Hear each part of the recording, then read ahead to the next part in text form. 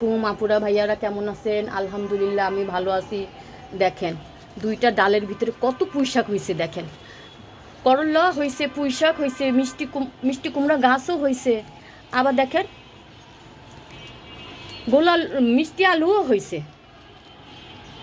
বাসায় ছিলাম না, অনেকগুলো করলা নষ্ট হয়ে গেছে, ঠিকভাবে পানি দেওয়া হয় নাই, তার জন্য। বাচ্চারা তো এগুলা করে না, এগুলো আমিই করি। দেখেন 20 টাকায় নাকি অনেক শাক পাওয়া যায়। হ্যাঁ, পাওয়া তো যাই। তারপর গাছের শাক, একটু দেখো, গাছের শাক নিজের হাতে তৈরি করা আনন্দই আলাদা। কেউ তোমাকে লাইক করবে না, শেয়ার করবে না, তুমি শুধু শুধু কষ্ট করো। আমার কোনো ভাই নাই, বোন নাই, তাতে কি হয়েছে? আমার প্রতিবেশী আমাকে শেয়ার করবে। আপুরা ভাইয়ারা আপনারা অবশ্যই আমাকে লাইক শেয়ার করবেন।